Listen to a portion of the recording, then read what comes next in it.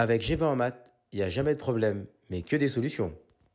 À travers cette vidéo, nous allons voir ensemble comment déterminer le produit de deux matrices. Donc, dans un premier temps, on va ici définir trois matrices. On va donner les formats de chacune des matrices. Donc, on sait ici que la matrice A, c'est une matrice où il va y avoir trois lignes et deux colonnes, avec des coefficients réels. Ici, la matrice B, c'est une matrice où vous allez avoir deux lignes, deux colonnes, donc dans R, donc ça, ce sont matrices carrées. Et enfin ici, également une autre matrice carrée avec trois lignes et trois colonnes de R. On souhaite ici, dans un premier temps, faire le produit de A fois C. Donc A, ici, multiplié par C. On a, d'après le rappel qui est en haut à droite, qui vous indique que pour pouvoir faire le produit de deux matrices, il est impératif de vérifier que le nombre de colonnes de la première matrice, qui va être multipliée, doit être égal au nombre de lignes de la deuxième matrice. Donc là, ici, vous voulez faire le produit A fois C. Eh bien, il faut que le nombre de colonnes de la matrice A, qui est ici en l'occurrence 2, eh bien, doit être égal au nombre de lignes de la matrice ici C, et qui est ici la valeur 3. Et donc là, on remarque tout simplement que eh bien, 2 n'est pas égal à 3.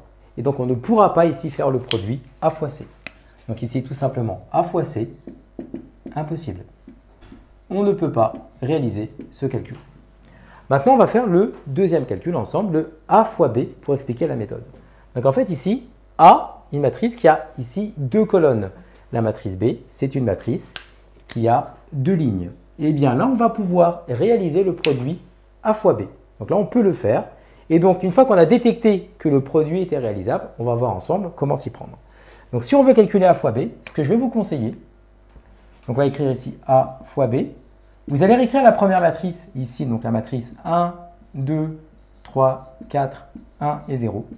Et la matrice B, on va la mettre au-dessus, ici, 0, 1, 1, moins 2. Et donc, ce qui est important de comprendre, c'est que quand vous allez avoir le résultat d'une matrice qu'on va mettre ici, d'accord, eh bien, la matrice A, c'est une matrice qui a 3 lignes et 2 colonnes.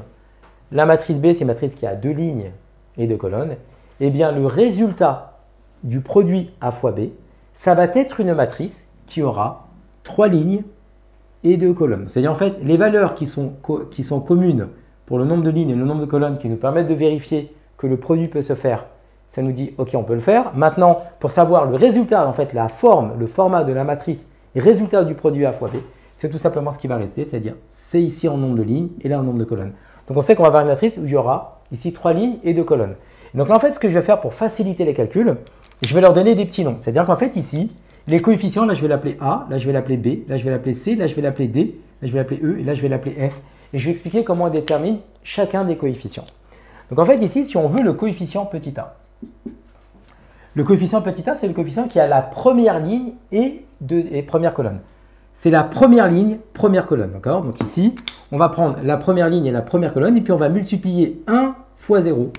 On va faire 1 fois 0 plus 2 fois 1. Donc ça va vous donner le coefficient ici petit a. Le coefficient petit a, il est à la première ligne et première colonne. Donc on va prendre la première ligne de la matrice A avec la première colonne de la matrice B. Et on va faire 1 fois 0 plus 2 fois 1. Et ça va nous donner la valeur A ici, dont le résultat va être 2. Pour B, si on veut B, B se situe ici à la première ligne, mais deuxième colonne. Donc, on va prendre la première ligne de la matrice A et la deuxième colonne de la matrice ici B. Donc, on va faire 1 multiplié par 1 plus 2 multiplié par moins 2. Ici, 2 multiplié par moins 2. Donc, au résultat, à la fin, on va trouver ici moins 3. Pour C, donc on va faire le même raisonnement. Pour C, C, c'est l'élément qui se situe, c'est le coefficient qui se situe à la deuxième ligne, mais première colonne. Donc, on va faire l'intersection entre la deuxième ligne et la première colonne. 3 fois 0. 3 fois 0 plus 4 fois 1. Plus 4 fois 1. Et on trouvera que c'est 4. Pour D. D, ici, est situé à la deuxième ligne et deuxième colonne de la matrice que l'on cherche en termes de résultat. Et donc, on va prendre la deuxième ligne de la matrice et ici, la deuxième colonne. Et on va multiplier les coefficients de la manière 3 fois 1 plus 4 fois 2. Donc 3 fois 1 plus 4 fois moins 2. Pardon. Donc Donc ici, ça nous fait moins 8 et 3. Nous avons moins 5. Si on veut, pour E, ici E, donc E, c'est le coefficient qui est à la troisième ligne, mais première colonne. Donc je prends la troisième ligne et la première colonne. Troisième ligne, première colonne. 1 fois 0 plus 0 fois 1. 1 fois 0 plus 0 fois 1. Donc on trouvera ici 0. Et pour F, finalement, F, eh bien c'est la première ligne avec la troisième ligne, pardon, avec la deuxième colonne, parce qu'ici il est situé à la troisième ligne et deuxième colonne. Donc troisième ligne, deuxième colonne, 1 fois 1, plus 0, ici, fois moins 2. Plus 0 fois moins 2, nous trouvons que c'est égal à 1. Et donc maintenant, nous pouvons écrire que A fois B, eh bien c'est la matrice. On va pouvoir remplacer les valeurs, hein. On sait que A c'est 2, donc on va mettre 2 ici. B, moins 3. C, 4. D, moins 5. E, 0. Et F, 1. Et donc à travers cette méthodologie, vous allez être capable de faire le produit de A fois B. Donc je réexplique. On met la première matrice A ici. La B, on la met au-dessus. On sait que là, le nombre de lignes et le nombre de colonnes ici étant égaux, ça nous permet de pouvoir justifier que le produit va pouvoir se réaliser. Donc, nombre de colonnes ici égale à ce nombre de lignes, donc ça va marcher. Maintenant, le résultat de la matrice, ce qui va rester, donc le 3 et le 2, va nous indiquer le nombre de lignes que l'on aura pour la matrice résultat, ici le nombre de colonnes. C'est pour ça qu'on a ici une matrice 3 lignes et 2 colonnes.